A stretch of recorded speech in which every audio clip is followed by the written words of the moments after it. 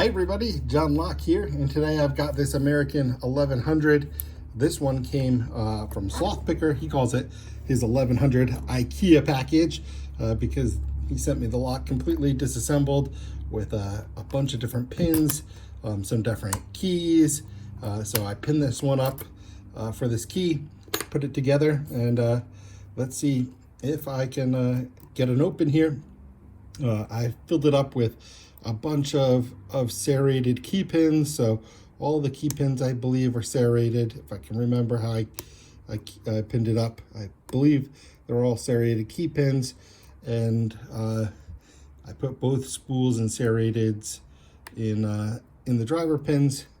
I try not to really remember where I put what, so to be really honest, I don't know where I put the serrated versus spools in which ones in the Bible here. So let's see if I can figure it out. Going really light tension because I know I've got all these serrateds and stuff that I want to leave it really loose enough where I'll be able to get the counter rotation on anything that needs it.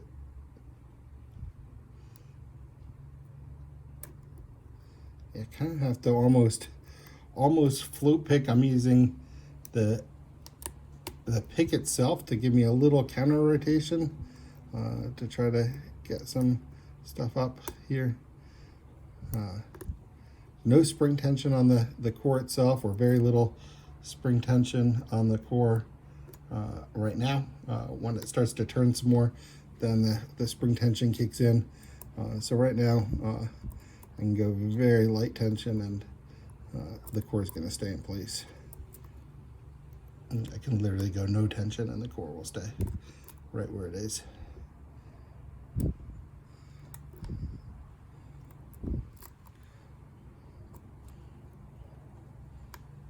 Okay, just touching a little bit in the back here.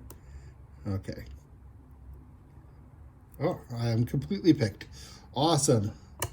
There we go. Got an open. And what I'd like to do is I'd like to go ahead and tear this completely down and I can show you both how to assemble and disassemble an American lock. So, or American 1100. Grab my pinning tray and move my camera a little bit. All right, first thing is we've got a little Phillips head screw in there. And go ahead and unscrew that. Dump that out. If it's the first time you open this, they usually come with some Loctite on it, so the screw might take a little extra force to open. But this one I've done before, so no Loctite. Then take this part out. This plate comes out. Next is the core. There we have our core. Behind the core, there should be a little anti-bypass plate. So this part here goes right over here and prevents a bypass attack out of the back of the keyway. You can see how it blocks that. So that was a design flaw in this lock before, but solved with that little piece there. Next thing we have back there in the lock body is that's called the actuator. And if we want to get the actuator out, then I should be able to just dump it. Actually, try and think, do I need to close the shackle to dump the actuator? I think actually not, but not 100% sure. Let's try closing it up. Yeah, and then the actuator dumped out. There, this is what the actuator looks like and what it does, how this actuator works. You see this is a groove right there. Well, this lock has ball bearings that go both sides here, and this is really funny. When I was putting this together, I lost, there should be metal ball bearings on both sides. I lost it, so I've replaced it right now with this little plastic bead. It's just whatever I could find that was basically the right size. I just ordered some more beads, ball bearings to replace it. I lost the ball bearings. I went flying when I was trying to assemble this and couldn't find them. So basically, you see it fits in that groove, and when it's in that groove, then the shackle can open. When it's locked, then it pushes the ball bearing out like this, and that forces the ball bearing out on this side right here. This is the shackle spring. I can take that out as well. And also here. So those ball bearings kind of get forced out when it's turned, and you can see they fall into these two spots on the shackle, and that's what keeps it locked. So to reassemble, well, the first thing you do is to put the shackle spring back in. Then the shackle follows after that. Get the shackle all the way down and hold it down. Next thing that goes in are your ball bearings. So I've got my plastic bead.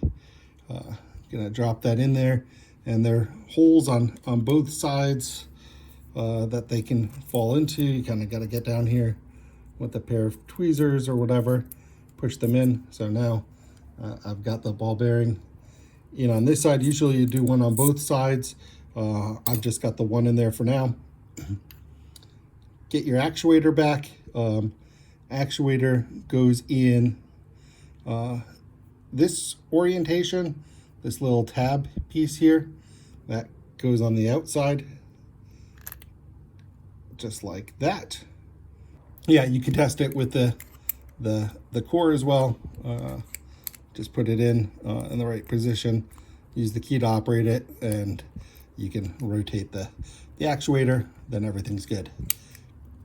Okay, then to reassemble, the last parts would be, we gotta open it back up. So the next steps would be put your anti-bypass plate back on the back of your lock here. The back of your core, let me pick that up. You can just stick that on right over here. Then you put your core back in. Now your core, you have to fit it the right direction. On this one, you can see there's kind of like a little circle indent. You want your core, the Bible of your core, to be over on that circle side. So over on the right side, just rotate it clockwise, and that's where you will get your screw back in. You put your plate on first, put your screw, put your rivet, and then you should be all set to go. But before I put this all back together, also wanted to take a little look at the pins. And of course, I just dumped all the pins because I'm not being careful here, of the key pins. So we can take a look at those, and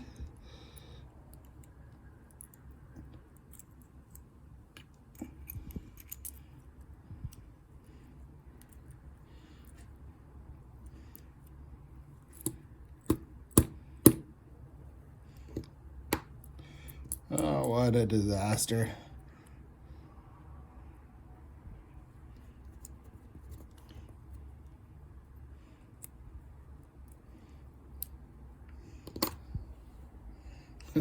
Okay, so what I did is I 180'd the lock, then I took the key out, forced the driver pins to, well, half my key pins fell because this one's got holes in the bottom for the key pins, right? Then my drivers popped up when I pulled the key out. My driver pins popped up into the keyway. So yeah, this is not hard to recover from. I'm gonna see if I can get a, you can put a pick in, anything thin enough, push all your drivers down. That should be enough to be able to get the rotation again on the lock. I dumped some key pins, they're sitting there. I'll have to figure out which are the right ones. Let's just get to put the key back in the, what am I gonna do? I'm gonna leave it like this. I'm gonna go ahead and finish gutting it the right way, and not by dumping stuff out here. I should just have to take off a small little C-clip.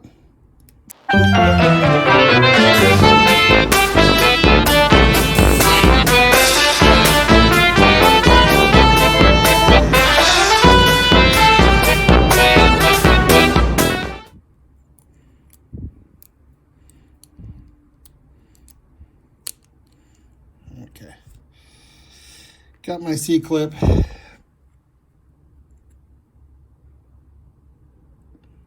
I 180'd it again, so I'm just gonna go ahead and pull it because all my key pins are up, or my driver pins are up anyway.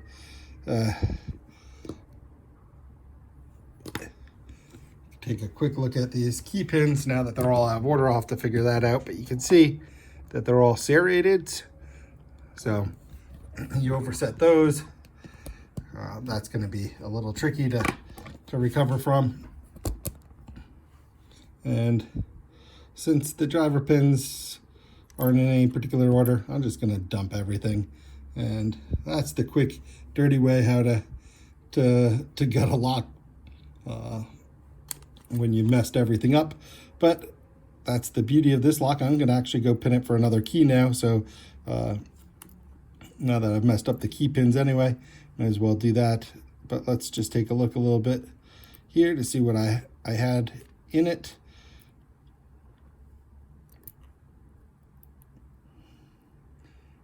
And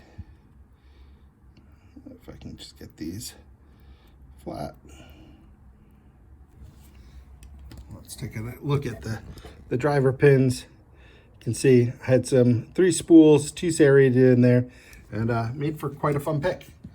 So I'm gonna go ahead and cut this one here. It's a pretty long video already, but that's the American 1100, how to disassemble, how to reassemble, or most of the way how to reassemble, how to gut a core completely wrong.